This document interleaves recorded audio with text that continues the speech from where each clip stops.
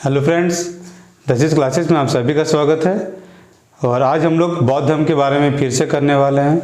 अभी तक हमने महात्मा बुद्ध के जीवन के बारे में देख लिया था, बौद्ध धर्म के सिद्धांतों को देख लिया था। और आज हम लोग बौद्ध कितने तरह से के बौद्ध धर्म थे, मतलब बौद्ध धर्म कितने भागों में टूटा था वो देखने वाले हैं।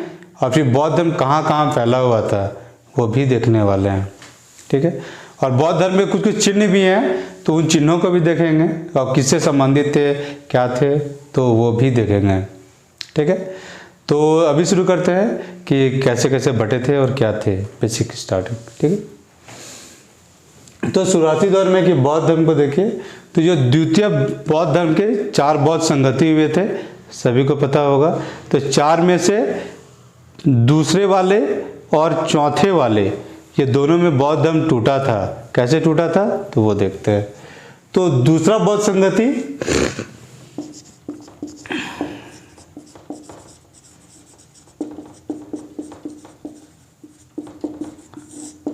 दूसरा बौद्ध संगति में बौद्ध धर्म 2 भाग में टूटता है, और वो टूटता है महासंघिक और स्थविरवादी, ठीक है। महासंघिक या स्थविरवादी इंग्लिश में हो गया, ठीक है।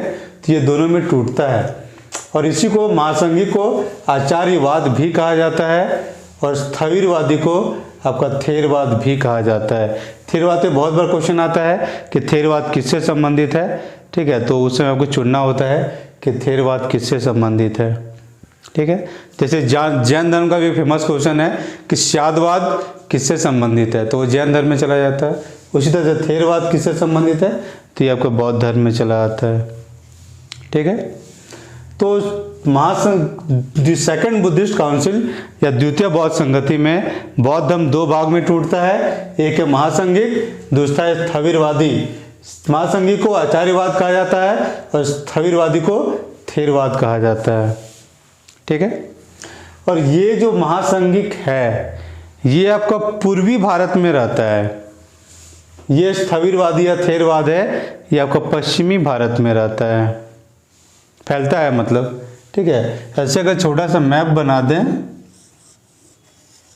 ठीक है, तो जो महासंघिक है वो वैशाली में फैला था, वैशाली के इलाका में, बिहार का। और जो आपका थेरवाद है ये आपका मध्य प्रदेश के अवंती वाले इलाका में फैला था, मतलब यहाँ मुख्यतः ये लोग का ये था, मतलब बसावट था, ठीक है।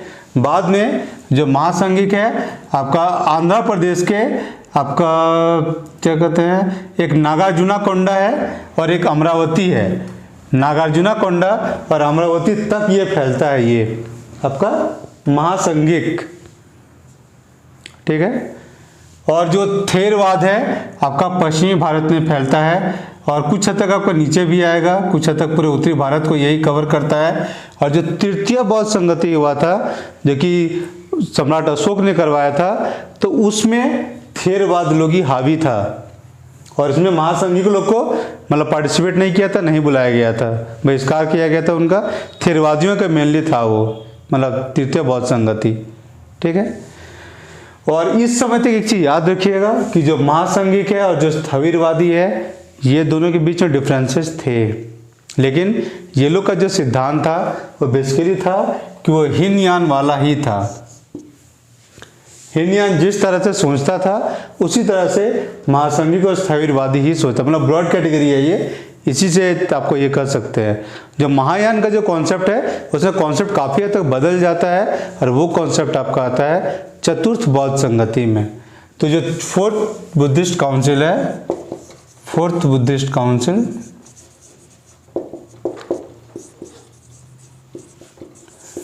या जो चतुर्थ बौद्ध संगति है आपका कनिष्क के काल में आपका कश्मीर में हुआ था, ठीक है। और उस समय भी बौद्ध धर्म 2 भाग में टूटा था, एक हीनयान और एक महायान।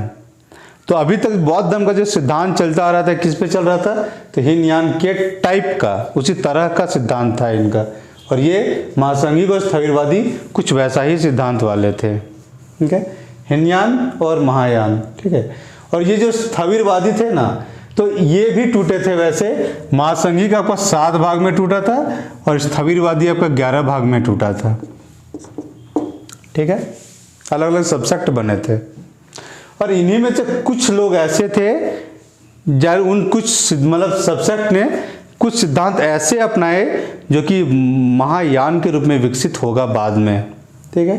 तो इसी से निकलेगा यही, लेकिन मतलब उसी से लेकिन आएगा ये महायान के रूप में धीरे बाद में डेवलप हो जाएगा। अब यहाँ देखेंगे जब इसको डील करेंगे तो देखेंगे कि सिद्धांतों में क्या अंतर आया था, ठीक है। बहुत ज़्यादा डीप में घुसने का ज़रूरत नहीं है हमें, क्योंकि एग्जाम में उतना पूछता नहीं है, लेकिन सभी का 1 लाइन 2 लाइन में छोटा छोटा करके मैं बताने का कोशिश करता हूँ। और ये वाला थोड़ा डिटेल में करूँगा हीनयान महायान, क्योंकि ये थोड़ा सा जान लीजिए तो बेहतर है, ठीक है। तो ये कब हुआ था? तो चतुर्थ बौद्ध संगति में आपका हीनयान और महायान में टूटा था। बेसिक क्वेश्चन ज़्यादातर जो अगर लोअर लेवल के एग्जाम देखिए तो यही तक सीमित रहता है, थोड़ा अगर डेप्थ में जाएगा तो महासंघिक और स्थविरवादी तक जाता है, ठीक है। और फिर यहाँ से कुछ तक इनके संस्थापकों के नाम वगैरह आ जाते हैं, ठीक है। तो महायान है फर्दर बाद में आपको 2 मेन भाग में टूटता है, वो आपका माध्यमिका या फिर शून्यवाद, उसी को शून्यवाद भी कहते हैं, माध्यमिका या शून्यवाद। तो शून्यवाद बहुत फेमस है, और शून्यवाद आपका नागार्जुन दिए थे। नागार्जुन का कॉन्सेप्ट, ये क्वेश्चन भी बार बार आता है, शून्यवाद का किसने दिया था? तो नागार्जुन ने दिया था। और ये शून्यवाद के कॉन्सेप्ट से ही कहा था कि सापेक्षता का जो सिद्धांत है जो आइंस्टाइन ने दिया है उससे मिलता जुलता कुछ सिद्धांत है आपको शून्यवाद वाला, इसलिए तो ज़्यादा हाईलाइट में आ जाता है नागार्जुन वाला, ठीक है। तो ये शून्यवाद आपका क्या महायान से निकला हुआ, एक महायान के एक भाग कर लीजिए, बाद में आके टूटेगा ये, ठीक है। उसी में से जो दूसरा भाग है वो है कोई विज्ञानवाद या योगाचार्य या योगाचार, ठीक है। तो महायान 2 भाग में टूटा है, एक माध्यमिका या शून्यवाद में, या विज्ञानवाद या योगाचारी, ठीक है। तो इसको याद रखने के लिए कर सकते हैं, यहाँ V है और यहाँ Y है, जो अल्फ़ाबेट में लास्ट में जा रहा है वो इसमें आ जा रहा है, एक में है। बाकी जो कम वाला है जो थोड़ा पहले आ जाता है, M और S पहले आ जाता है, तो पहले वाला एक साइड में है और V और Y वाला बाद में है। तो मतलब एक बन जाएगा कि अगर मतलब कहीं अंतर भी पढ़ने हो, कहीं निकालना पड़े या आपकी कन्फ्यूजन हो तो इससे क्लियर हो जाएगा कि ये जो लास्ट वाला अल्फ़ाबेट है वो एक साथ है और जो बीच बीच में है वो एक साथ है, ठीक है। तो महायान 2 भाग में टूटा, माध्यमिका शून्यवाद और फिर ये विज्ञानवाद और योगाचार्य में, ठीक है। उसमें अंदर क्या है वो थोड़े देर में आते हैं, ठीक है। और इसके अलावा एक और चीज़ था, ये एक और संप्रदाय मेन संप्रदाय के रूप में उभरता है और वो है आपके वज्रयान संप्रदाय। और ये बेसिकली आपका पूर्वी भारत में उभरता है, जैसे बिहार है, कुछ हद तक झारखंड कर लीजिए, या फिर आपको बंगाल के पूरे इलाका में, या फिर उड़ीसा भी कुछ हद तक कर सकते हैं। तो वहाँ पे आपका पहुँचता है आपका वज्रयान, ठीक है। अब एक एक करके देखते हैं। और ये आपका अगर 7वीं से 8वीं शताब्दी के आसपास में आया था, 8th सेंचुरी के आसपास में, ठीक है। 7वीं से 8वीं, मेनली 8वीं के हिसाब से कह लीजिए कि इस समय ये वज्रयान का आपका शुरुआत हुआ था। तो मेनली कहाँ कब टूटा? तो द्वितीय बौद्ध संगति में महासंघिक और स्थविरवादी, इसी को आचार्यवाद या थेरवाद कहते हैं, क्लियर। फिर चौथा बौद्ध संगति में टूटता है हीनयान और महायान में, और फिर महायान से 2 भाग और निकलेगा आपका माध्यमिका और शून्यवाद और विज्ञानवाद या योगाचार्य, ठीक है। और बाद में एक और भाग में टूटेगा बुद्ध बौद्धम और वो है आपका वज्रयान, ठीक है। इन्हीं में से निकलेगा वैसे, ठीक है, इन्हीं में से कुछ धीरे धीरे निकलता है। मोस्ट प्रोबेबली महायान से भी शायद इसी का, महायान से ही शायद ये भी निकला था, ठीक है। तो ये वैसा है। अब अगला आगे देखते हैं कि अब एक एक में क्या क्या, तो उसका डिस्कशन में थोड़ा अंदर घुसते हैं और, ठीक है। तो आइए देखते हैं कि सभी के बारे में थोड़ा थोड़ा देख लेते हैं वैसे, ठीक है। और जहाँ फिर वो कुछ जो वैसे जगह फिर पहुँचेंगे जहाँ पे क्वेश्चंस भी ज़्यादा होते हैं, लेकिन अभी के लिए अभी बेसिक चीज़ देख लेते हैं, क्योंकि जब पढ़ रहे हैं तो थोड़ा अंतर पता होना चाहिए, ठीक है। तो महासंघिक है और स्थविरवादी है। तो महासंघिक में क्या था कि ये थोड़ा सा मतलब थोड़ा और हटने शुरू हो गया था, ये जो ट्रेडिशनल बौद्ध धर्म था। जैसे स्थविरवादी या थेरवाद है, ये जो पारंपरिक बौद्ध धर्म है ये लोग उसको मानते थे, ठीक है, जो परंपरा से चला आ रहा है ये उसको मान रहा है। लेकिन जो महासंघिक है, जो समित्या आत्मा वाला, तो उसी में से एक महासंघिक एक भाग था समित्या, और ये आत्मा तक को मानना स्वीकार कर लिया था कि यहाँ आत्मा होता है, और एक इंसान जब मरता है तो उससे आत्मा निकल जाता है, फिर एक नए जीव में ये वो आत्मा जाता है, वहाँ तक मानना शुरू कर दिया था। जबकि बौद्ध धर्म के बेसिक सिद्धांत क्या है कि आत्मा नहीं होता है, ना ईश्वर नहीं होता है, आत्मा भी नहीं होता है, ठीक है। वो उसको ये लोग मान रहे थे, लेकिन इसके कुछ मतलब इसका जो ये 11 भाग में टूटता है, नहीं 7 भाग में ये टूटेगा, तो 7 में से कोई एक समितिया है, एक भाग समितिया है, वो आत्मा को मानना तक शुरू कर दिया था, ठीक है। तो समय के साथ है, समय के साथ बहुत सारा बदलाव आता है, अलग अलग तरह के लोग आएंगे, अलग अलग तरह के विचार आएंगे, तो जाहिर है कि अलग अलग असर भी पड़ता है, ठीक है। तो ये बेसिक बदलाव है कि ये थोड़ा सा बदलाव आना शुरू हो गया था, ठीक है, थोड़ा सा अलौकिक टाइप साइड जा रहा था, और ये जो था जो अपना लॉजिकल था, तो ये जो शुरू से लॉजिक पे है तो ये लॉजिक पे ही टिका हुआ था, और जो बुद्ध का सिद्धांत था वैसा ही मान रहा था ये, ठीक है। और उसमें भी ये कि ये ज़्यादा पॉपुलर था, थेरवाद वाला ये ज़्यादा पॉपुलर था, ये कम पॉपुलर था, उतना नहीं था, ठीक है। यही एक वैशाली के इलाका में था, और क्या कहते हैं आपका नीचे नागार्जुना कोंडा और अमरावती, वो सब इलाका में ये फैला हुआ था, यह एक महासंघिक और स्थविरवादी करीब करीब पूरे उत्तर भारत में फैला हुआ था, ठीक है। बाद में बाहर भी जाएगा, चाइना वगैरह भी जाता है, तो ये थेरवाद जाता है। और थेरवाद आपका जो कुषाण काल में आपका थेरवाद मतलब उधर भी जाता है, क्या कहते हैं क्या कोई चाइना वगैरह जाता है ये, ठीक। और कुछ जगह लेता है कि थेरवाद गया था, कुछ जगह लेता है कि नहीं महायान गया था, तो महायान भी जाता है, कुछ हद तक थेरवाद भी ज़्यादा गया है, कुछ हद तक कि वज्रयान भी गया है, चाइना सभी जाते हैं। जैसे कि मलय इस्लाम आया भारत में, तो हीनयान भी आया, बोले सिया भी आया, सुन्नी भी आया, ठीक है। अगर क्रिश्चियन धर्म क्रिश्चियनिटी को कर लीजिए तो उसका भी प्रोटेस्टेंट भी आया, और रोमन कैथोलिक वगैरह भी है, वो दो सब आया।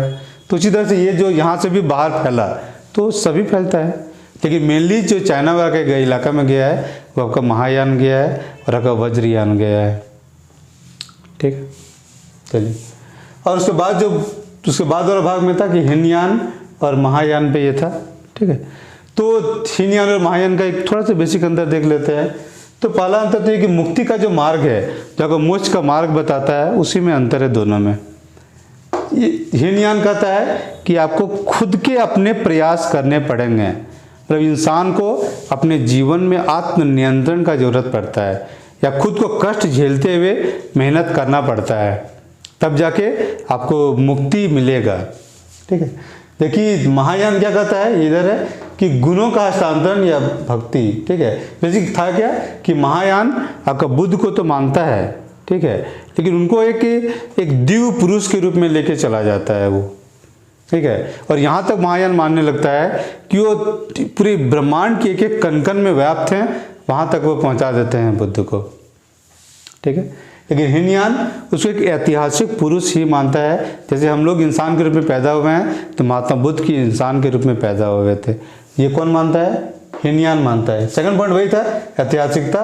तो हीनयान मानता है कि एक ऐतिहासिक पुरुष थे, ये मानता है कि बोधिसत्व में भरोसा करता है। महायान के एक और शब्द आता है महायान में कि महायान बोधिसत्व में भरोसा करता है, ठीक है।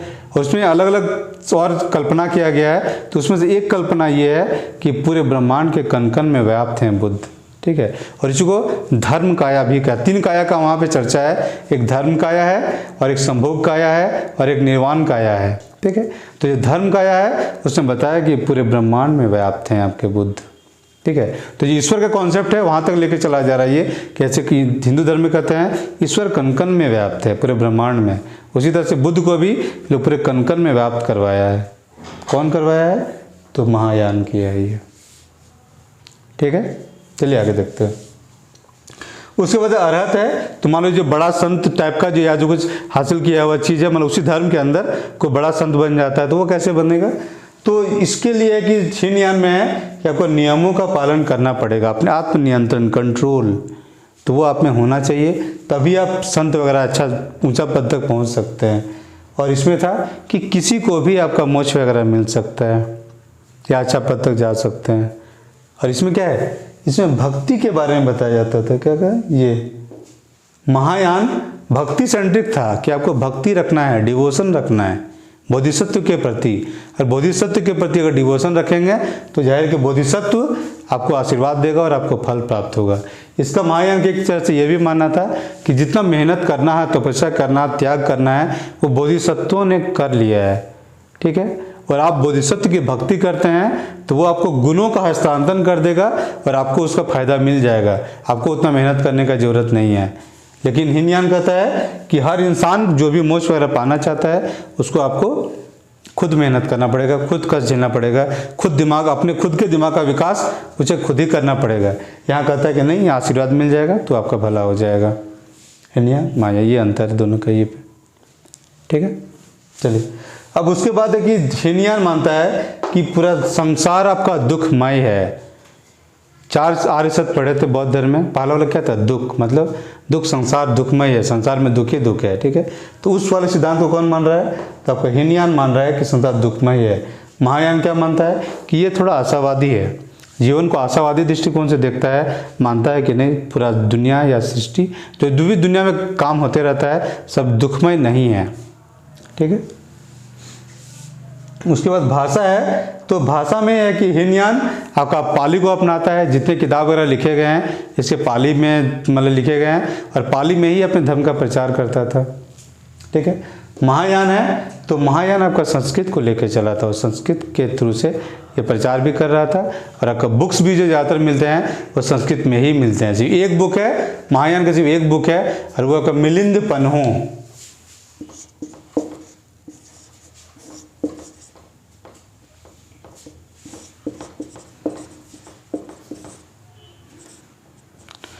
ठीक है। मिलिंद पन्हो ये आपका महायान का किताब है लेकिन पाली में है। एकमात्र किताब जो महायान का किताब है और पाली में है वो आपका मिलिंद पन्हो। बाकी महायान का जितना किताब है सब संस्कृत में है, लेकिन हीनयान का जितना किताब है सब आपका पाली में है।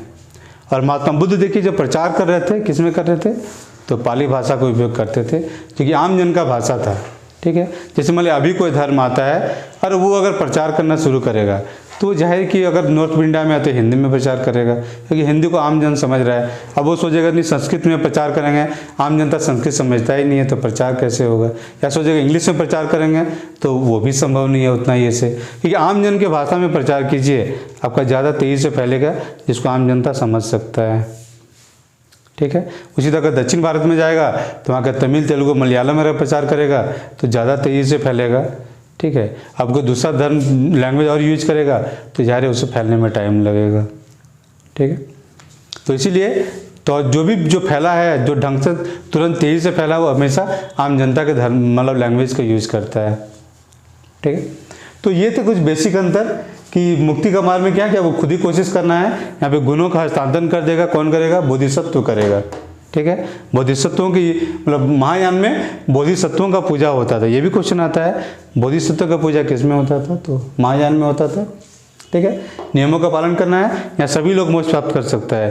ये हिंदू धर्म में क्या है कि सभी लोग मोक्ष प्राप्त कर लेते हैं, जो भी थोड़ा ढंग के काम करेगा मोक्ष प्राप्त करेगा। गंगा नहाइए सब शुद्ध हो सकता है यहाँ पे। वहाँ अपराधी और जो कोई पाप नहीं करा उसमें कोई भेद नहीं है, जाएगा तो आप शुद्ध हो सकते हैं वहाँ से। तो सबके लिए मुक्ति का मार्ग दिया गया है। इसमें एक चीज़ और है हीनयान और महायान के अंतर में, क्या हिंदू धर्म का भी कुछ हद तक आपको लक्षण आपको यहाँ पे दिखेगा, थोड़ा बहुत मिलते जुलते। और हिंदू धर्म में दोनों के गुण मिल जाते हैं। हिंदू धर्म में आपको खुद भी मेहनत करना है अगर आपको आगे बढ़ना है तो, कहे ईश्वर का आशीर्वाद से भी होता है, हाँ ईश्वर का आशीर्वाद से भी होता है, ठीक है। और तीसरे एक और था जो एक वज्रयान यहाँ छूट रहा था, वज्रयान को भी ले लेते हैं।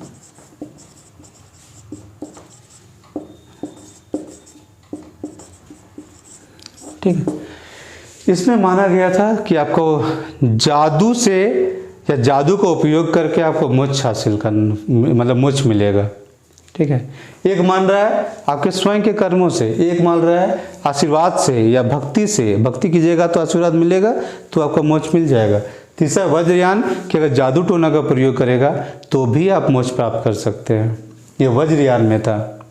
और जादू को इसमें वज्र माना गया है कि वज्र के समान ताकतवर है ये आपका जादू टोना जो है ये, ठीक है। और हिंदू धर्म में एक चीज़ और देखिएगा, ये तीनों का मिश्रण कहीं कहीं मिल जाता है। जादू टोना भी मिल जाएगा हिंदू धर्म में, आशीर्वाद का जो कॉन्सेप्ट है, भक्ति का जो कॉन्सेप्ट है वो भी मिलेगा, और हीनयान में जो कॉन्सेप्ट है कि आपको स्वयं मेहनत करके करना है ये भी मिल जाता है।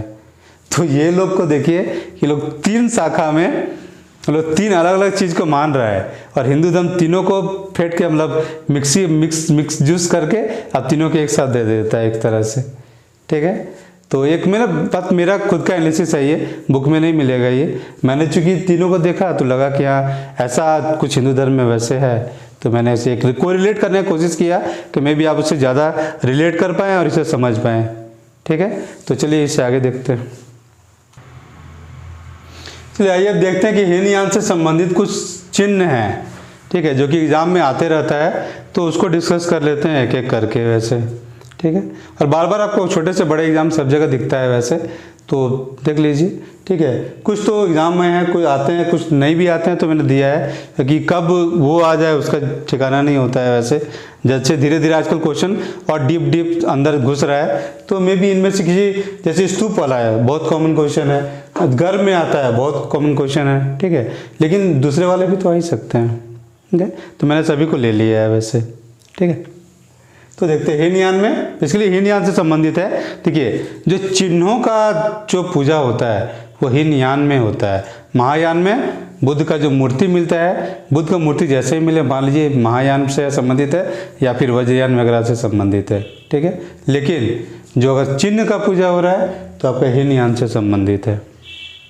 ठीक है, क्योंकि ऐतिहासिक पुरुष मान रहे हैं, भगवान नहीं मान रहे हैं, तो जाहिर है कि वो चिन्हों को महत्व दे रहा है वो। ठीक है, तो देखते हैं एक एक करके।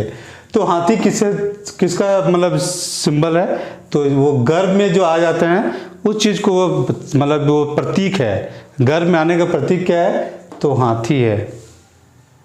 ठीक है, उसके बाद एक सांड, तो यौवन का प्रतीक है, तो यौवन सांड तो थोड़ा रिलेट कर सकते हैं, जब यौवन में उन्माद होता है तो सांड में भी वैसे ही उन्माद होता है। ठीक है, अब घोड़ा गृह त्याग का प्रतीक है, तो घोड़ा लेके ही गए थे वो, जो घोड़ा लेके ही बुद्ध घर से निकले थे, तो घोड़ा तो आराम से आ जाए, उसमें कोई दिक्कत ही नहीं है उसमें। ठीक है, अब समृद्धि, तो शेर जंगल का राजा तो जाहिर है समृद्ध है। ठीक है, तो ये भी याद हो जाएगा। तो हाथी घर में आने का प्रतीक, सांड यौवन का प्रतीक, घोड़ा गृह त्याग का प्रतीक और शेर समृद्धि का प्रतीक। ठीक है, तो अभी कॉन्सेप्चुअली भी थोड़ा डिलीट कर दिए, तो याद रहना चाहिए। हाथी वाला नहीं हो रहा है, तो अब चलिए हाथी का याद रखिएगा कि घर में आया तो उसका प्रतीक हाथी था। ठीक है, अब देखते हैं एक और 4 चिन्ह का आपका हीनयान में पूजा किया जाता है, तो वो भी देखते हैं। तो पहला कि वज्रासन मुद्रा, बुद्ध ने जो ज्ञान प्राप्त किया था आपका बौद्ध गया में, उसमें वज्रासन मुद्रा में बैठे हुए थे, ये क्वेश्चन भी आता है। ठीक है, तो वज्रासन मुद्रा ज्ञान प्राप्ति से संबंधित है ये। ठीक है, वज्रासन योग का एक मुद्रा है, मतलब बाबा रामदेव को देखते होंगे तो इन जनरल पता होगा कि वज्रासन मुद्रा क्या होता है। ठीक है, उसके बाद है चक्रम, तो चक्र का पूजा होता है, तो चक्र का किस रूप में किया जाता है कि पद यात्रा माना जाता है। अब चक्का क्या, वो घूमते रहेगा, आगे बढ़ते रहेगा। पद यात्रा में क्या है, आप चलते चलते आप आगे बढ़ते चले जाते हैं, तो चक्र और पद यात्रा दोनों एक ही है, मतलब एक ही टाइप का चीज़ है।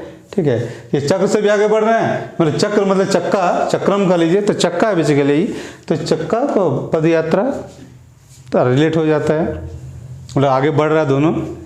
उसके बाद माला चढ़ा हुआ चक्र, तो चक्र जो आगे बढ़ रहा था उसमें माला चढ़ा दिया है। ठीक है, जो माला चढ़ा हुआ जहाँ चक्र होगा वो आपका धर्म चक्र परिवर्तन का है, ये प्रतीक है। धर्म चक्र परिवर्तन जो सारनाथ में किया गया था, अपने 5 दोस्तों का बुद्ध ने बदला था। ठीक है, उस चीज़ का जो प्रतीक है वहाँ पे माला चढ़ा हुआ चक्र है। अब ऐसे कर सकते हैं कि अपना बुद्ध ने अपना प्रचार वहीं से शुरू किया था, अपना मतलब कैसे बुद्ध की जीत वहीं से शुरू किया था। आजकल भी देखते हैं जीत कोई मिलता है तो माला चढ़ा देता है। ठीक है, तो अब चक्र को ही हम माला चढ़ा दीजिए, तो माला चढ़ा धर्म चक्र परिवर्तन।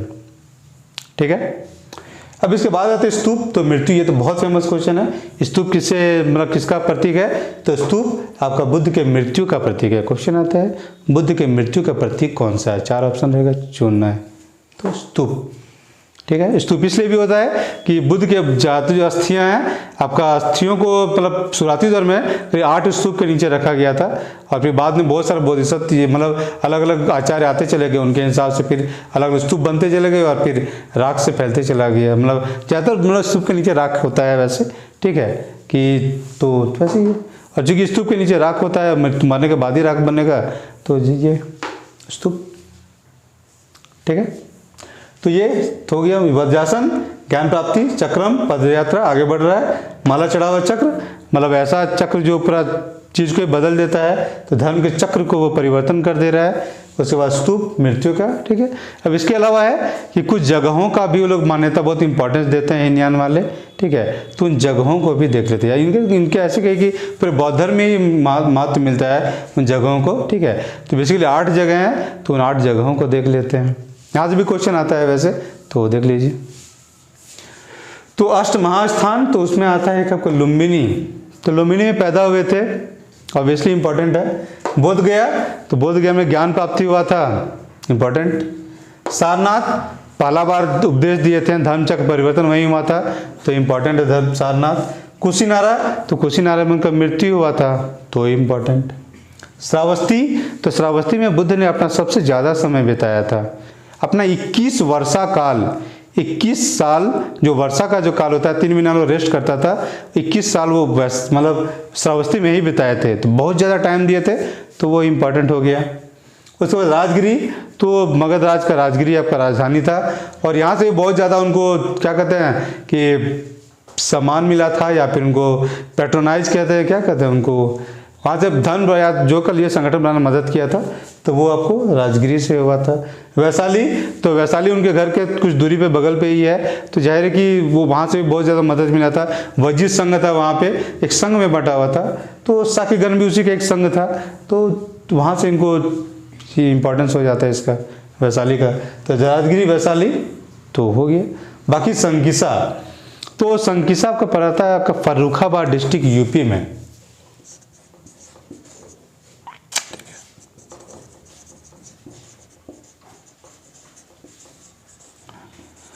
जो गंगा यमुना दोआब का बीच का इलाका, इस इलाका में पड़ता है फर्रुखाबाद, ठीक है। तो फर्रुखाबाद में आपका संकिसा है और इसका इम्पोर्टेंस, ठीक है। तो इसका इम्पोर्टेंस बहुत ज़्यादा उस टाइप से नहीं मिल पाया, वैसे मैंने सर्च किया, लेकिन है कि वहाँ पे माना गया कि बुद्ध वहाँ आते जाते रहते थे, ऐसे मान लीजिए इसको कि वहाँ आते जाते रहते थे, तो उसका एक इम्पॉर्टेंस है आपका संकिसा का, ठीक है। और संकिसा से आपको मतलब अशोक का एक पिलर भी मिला है, ठीक है। तो एक हाथी वाला पिलर है, हाथी ऊपर में बना हुआ है, और जो पिलर है वो वहाँ से मिला है संकिसा से, ठीक है। तो वैसे भी इम्पोर्टेंस मान सकते हैं। तो संकिसा, तो ये 8 जगह है जो बौद्ध धर्म में इम्पोर्टेंस रखता है, जो मायने रखता है। लुम्बिनी, पैदा हुए थे, बोध गया, ज्ञान प्राप्ति, सारनाथ, प्रथम उपदेश, कुशीनारा, मृत्यु हुआ, श्रावस्ती सबसे ज़्यादा टाइम बिताया, राजगिरी बहुत इंपॉर्टेंट है, मगध को तो आप वैसे नेगलेक्ट नहीं कर सकते, उस टाइम पीरियड में सबसे ताकतवर आपका महाजनपद था, तो राजगिरी। वैशाली ये करीब करीब 2nd नंबर या 3rd नंबर के आसपास में ताकतवर था, तो इसलिए भी ऐसे इसका राजधानी इंपॉर्टेंट हो जाएगा, ठीक है। और इसी के जो संघ था, संघ में उनका जो शाक्य कुल था वो भी करीब आता था, तो ठीक है।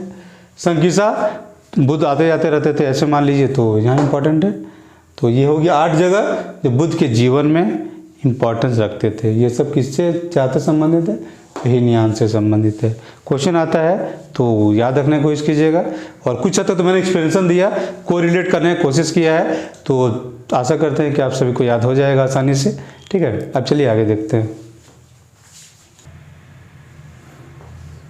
चलिए अब महायान वाले देखते हैं। तो महायान में क्या अंतर है, वज्रयान में क्या है, ठीक है। तो महायान में बेसिकली होता था कि आपको भक्ति रखना है और वहाँ से आशीर्वाद मिलेगा तो आपका काम हो जाएगा, ठीक है। मतलब आपको मुक्ति मिल जाएगा, जीवन मरण से आप मुक्त हो सकते हैं, आपको ज्ञान प्राप्त हो सकता है, जीवन में भी समृद्धि मिल सकता है, ठीक है। लेकिन इसमें जो पूजा किया जाता है वो बुद्ध की जगह यहाँ पे अवलिकेतेश्वर का पूजा किया जाता था। अवलिकेतेश्वर होगा, अवलिकेतेश्वर का पूजा किया जाता था, मतलब बोधिसत्व का कर लीजिए एक तरह से,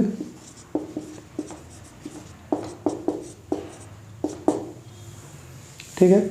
और अवलिकेतेश्वर मतलब बोधिसत्व ही थे। बोधिसत्व मतलब कौन थे कि ये लोग वैसा इंसान लोग थे जो कि ज्ञान प्राप्त कर लिए थे अपने मेहनत से, अपने कर्म से, ठीक है। बोधिसत्व वो लोग थे, ठीक है। और महायान में बहुत सारे बोधिसत्व थे, एक नहीं थे, बहुत सारे थे, ठीक है।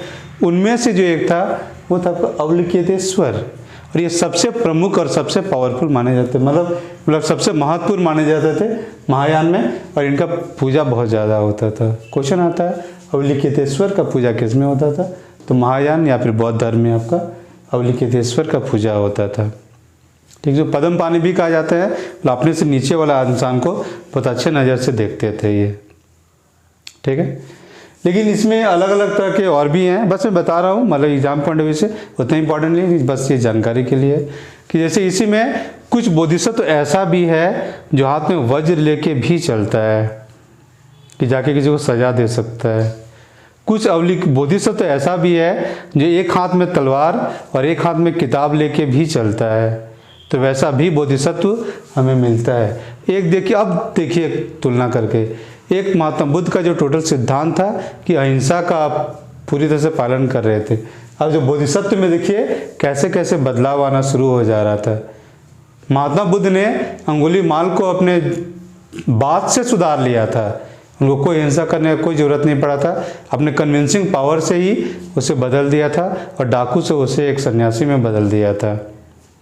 ठीक है, अंगुलीमाल बहुत महान डाकू था, मतलब बहुत बड़ा डाकू था, दुर्दांत डाकू था, खतरनाक डाकू था, तो उसे भी बदल दिया था महात्मा बुद्ध ने अपने वचन से ही, अपने सिद्धांत से ही। लेकिन यहाँ देखिए कि कोई हथियार लेके आ रहा है, कोई वज्र लेके आ रहा है।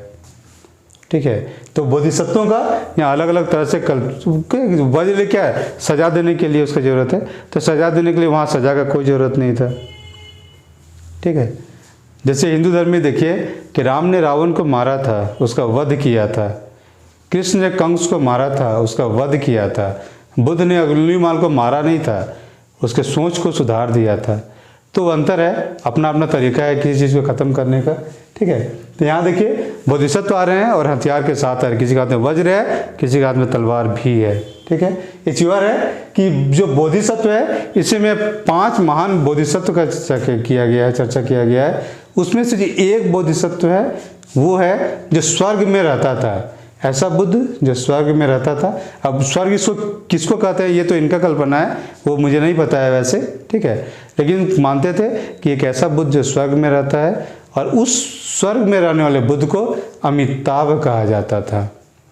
ठीक है, तो मोस्ट प्रोबेबली जो अमिताभ बच्चन का नाम है शायद वहाँ से लिया गया, मुझे कंफर्म ये नहीं पता है, बस मैं यहाँ चूँकि अमिताभ मिल गया एक बोधिसत्व के नाम में, तो मैं बस इसे को रिलेट करने की कोशिश कर रहा हूँ कि मे भी अमिताभ बच्चन का नाम उस अमिताभ से लिया गया है। ये एक बोधिसत्व का नाम है जो स्वर्ग में रहता था, मतलब बहुत ही ऐश्वर्यशाली, स्वर्ग में खुशी संपन्न रहता है। मैं भी उसी चक्कर मतलब के लिए इनका नाम रखा गया हो सकता, मैं बस एक संभावना बता रहा हूँ। ठीक है, उसके बाद आता है कि वज्रयान में आते हैं, मतलब अवलिकेतेश्वर की किसमें पूजा होता है, महायान में। बोधिसत्व की किसमें पूजा होता है, तो महायान में। कितना याद रखना है, मेन चीज़ ये है। बाकी वज्र वगैरह तलवार वगैरह कुछ याद रखने की जरूरत नहीं है, एग्जाम में उतना डीप में क्वेश्चन आता नहीं है, मैंने बस जानकारी के लिए बताया ये। ठीक है, बाकी वज्रयान है तो इसको मतलब इसको स्थापित करने वाले थे आपका सर्वज्ञ मित्र। सर्वज्ञ मतलब नाम से इसका मतलब क्या होता है मुझे नहीं पता प्रॉपरली, लेकिन है कि बस ऐसे ही याद करने के हिसाब से बता रहा हूँ। सर्वज्ञ मतलब सभी चीज़ों को जानते हैं, उस हिसाब का उस टाइप का चीज़ है। तो सभी चीज़ उदाहरण क्या किसी का खोज कर रहा है, तो वज्रयान का खोज कर रहा है। ठीक है, अब वज्रयान में देखिएगा तो फिर पता चलेगा क्या क्या चीज़ है। तो पहले इसमें जादू शक्ति या तंत्र मंत्र का इसमें यूज किया जाता था, अभी तक तो क्लियर होंगे। ठीक है, उसके अलावा है इसमें अवलिकेतेश्वर के साथ आपका प्रज्ञा पारमिता को भी जोड़ा जाता था, और बुद्ध के साथ तारा को जोड़ा जाता था इसमें। ठीक है, अब ये और याद रखिए जो इंपॉर्टेंट बार बार पूछा जाता है, ये जो तारा है ये तारा किस धर्म से संबंधित है, काफ़ी रिपीट होता है ये। ठीक है, तो उसको याद रखिएगा कि ये बौद्ध धर्म से संबंधित है। ज़्यादा अंदर घुसे तो वज्रयान से संबंधित है आपका तारा। ठीक है, जो देवी का जो कॉन्सेप्ट है वो आपको वज्रयान में आता है, आपका महायान में नहीं मिलता है। उससे पहले वाले जो महासंघी के स्थविरवादी थे, थेरवादी थे, कहीं नहीं मिलता है। देवी का कॉन्सेप्ट या जो स्त्री का कॉन्सेप्ट कहाँ आता है, तो वज्रयान में आता है। ठीक है। इसमें बेसिक कॉन्सेप्ट ये था कि भगवान मतलब सोए हुए हैं, अब चूंकि वो रेस्ट कर रहे हैं तो अब देवी जाग रही है, तो अगर आपको भगवान की प्राप्त करना है या उनको खुश करना है तो पहले देवी को खुश करना है। और वो देवी कौन थी? तो देवी तारा थी ये, ठीक है। वज्रयान में कुछ कुछ और का भी नाम आता है, जैसे योगिनी, डाकिनी, तो उस सबको छोड़ दीजिए, मेन में कोई नहीं आता है। वैसे मेन में जो एकमात्र इंपॉर्टेंट है वो है तारा, तो सिर्फ तारा को याद रखिएगा कि तारा किससे संबंधित है? तो वज्रयान यानी बौद्ध धर्म के वज्रयान शाखा से संबंधित है, ठीक है। अब इसके बाद एक चीज और है कि बस ये समझने के लिए एग्जाम में आएगा नहीं वैसे ये कभी, ठीक है, कि वज्रयान में पंच मकार का चर्चा है। और पंच मकार में क्या है? तो मध्य है मतलब दारू है, मांस है मीट है, मैथुन है मतलब सेक्स वाला का ये है, फिर मत्स्य है मछली है, और मुद्रा है मतलब पोजीशंस है, अलग अलग पोजीशंस, ठीक है। तो ये चीज़ किससे संबंधित है? तो वज्रयान से संबंधित है, पंच मकार, ठीक है। तो अब इसके बाद अब देखते हैं कि ये बेसिक जो बौद्ध धर्म के जो अलग अलग शाखाएं थे उनके बारे में हो गया। अब थोड़ा सा एक और चर्चा ले लेते हैं कि बौद्ध धर्म कहाँ कहाँ फैला हुआ था, ठीक है। इसमें दो मैप बनेगा, एक बनेगा इंडिया में कहाँ फैला हुआ था, दूसरा पूरे वर्ल्ड में कहाँ फैला हुआ था। तो इसको मिटाते हैं फिर देखते हैं। तो एक चीज़ छूट गया था थोड़ा सा मतलब महायान में, तो उसको थोड़ा सा ऐड कर दे रहे हैं, ठीक है। ये कि शून्यवाद और योगाचार दो उसी से निकले थे, क्या कहते हैं, महायान से। तो उसको देख लेते। शून्यवाद में था कि प्रत्येक वस्तु को नागार्जुन शून्य मानते हैं, नागार्जुन के प्रवर्तक थे और प्रत्येक वस्तु को वो शून्य मानते हैं, ठीक है। मतलब वो मानते थे कि हर वस्तु किसी न किसी कारण से बना है, चूँकि किसी न किसी कारण से बना है तो वो एक शून्य है, अब उनका मानना था, ठीक है। और शून्य को भी वो दो प्रकार से मानते थे। तो एक है कि एक वस्तु जो है वैसे, और एक जो उसका मतलब है उसके हिसाब से, ठीक है। तो उतना डीप में घुसना नहीं है, तो जानने का जरूरत नहीं है, पर इतना ही जान ली शून्यवाद नागार्जुन का था। और योगाचार मत्स्येंद्र नाथ ने इसका मतलब प्रवर्तक थे। मत्स्येंद्र मछली से कर सकते हैं, मत्स्य तो मत्स्येंद्र नाथ, तो इसे योगाचार, योग से कोई संबंध नहीं है मछली का, लेकिन आप मान लीजिए संबंध टाइप का कुछ, ठीक है।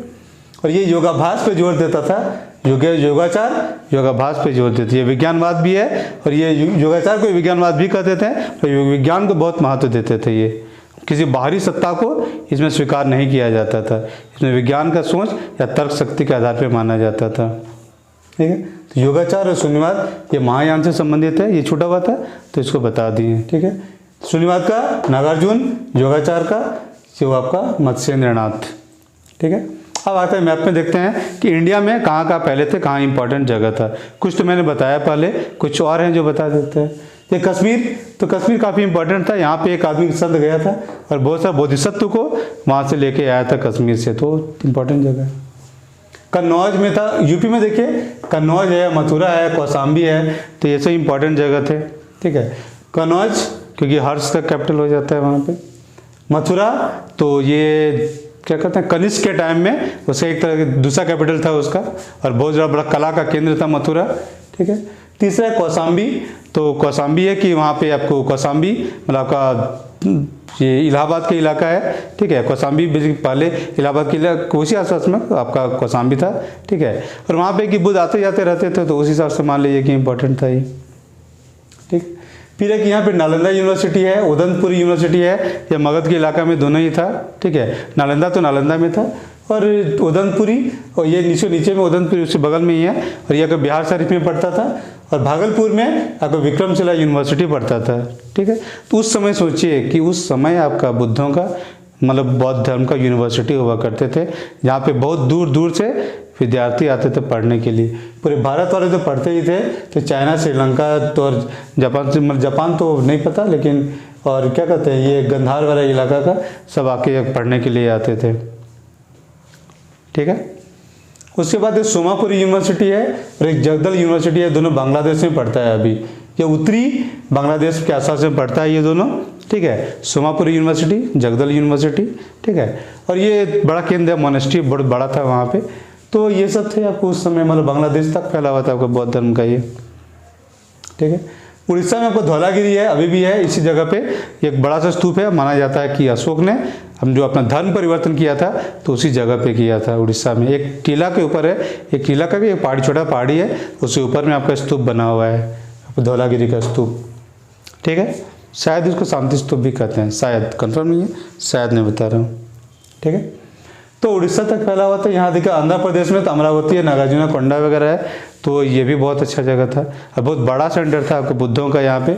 और नागार्जुना कोंडा में आपका ये नागार्जुन कोंडा आपका एक द्वीप है, जो नागार्जुन सागर डैम है, जो कि आपका कृष्णा नदी में बना हुआ डैम है नागार्जुन सागर, उसमें एक द्वीप है और उस द्वीप में एक खील टाइप का बना हुआ है, तो वहीं पे अभी सब सामान इसका रखा हुआ है। बेसिकली जो द्वीप था आपका ये इधर तेलंगाना पड़ता है, इधर आंध्र प्रदेश, ठीक है, इधर टोटल, ठीक है।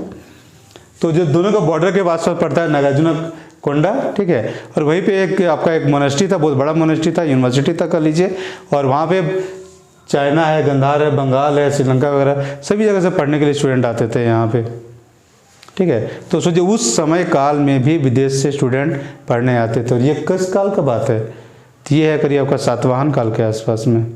सातवाहन काल में अमरावती का आपका विकास हुआ था। उसके बाद में भी बना रहता है वैसे, ठीक है, क्योंकि सातवाहन के बाद इक्ष्वाकु लोग आते हैं, उस काल में भी ये बना रहता है, इसकी इंपॉर्टेंस। और बाद में इसे खोजा गया था तो पता चला इतना बड़ा सा यूनिवर्सिटी वगैरह इस जगह पे था एक समय काल में, ठीक है। और बाकी गुजरात के साइड देखिए तो जूनागढ़ है, वल्लभी है, गुजरात में पड़ता है, तो ये सब में भी था आपका इनका सेंटर बौद्धों का। फिर है सांची है, भरूच है, तो एमपी का इलाका है, इधर भी था। तो करीब करीब आपको दक्षिण भारत में भी कुछ कुछ मिल जाते हैं, ठीक है। तो पूरे भारत में ही आपका बौद्ध धर्म फैला हुआ था, ठीक है। एक समय था कि काफ़ी डोमिनेंट था, धीरे धीरे हिंदू धर्म का विकास, मतलब विकास पहले तो था ही, वैदिक काल में तो था ही, धीरे धीरे करके और विकास आगे बढ़। एक टाइम में बौद्ध का विकास होता है, जब बुद्धिज्म का विकास होता है तो इनका थोड़ा सा डाउनफॉल होता है। फिर जब बुद्धिस्टों में थोड़ा पतन आता है तो फिर ये ऊपर हो जाते हैं, ठीक है, ये ऊपर होता है। तो अभी का हाल देखिए कि हिंदू धर्म काफ़ी ऊपर है और बौद्ध का भी तो बहुत, मतलब क्या कहते हैं, अभी बहुत कम लोग गया कि बौद्ध धर्म को मानते हैं अभी, ठीक है। तो ये तो रहा इंडिया वाला। अब पूरे वर्ल्ड में देखते हैं कि पूरे वर्ल्ड में कहाँ कहाँ बौद्ध धर्म फैला हुआ था। तो चलिए देखते हैं कि पूरे दुनिया में या फिर पूरी एशिया में, बेसिकली दुनिया में तो नहीं फैला है, एशिया में फैला था। एशिया में बौद्ध धर्म कहाँ कहाँ फैला था? तो इंडिया में तो था ही, चलिए देखोगे, ठीक है। और बेसिकली जो इसको तीन तरह से कर सकते हैं। एक है कि ये आपका महायान कहाँ जाता है,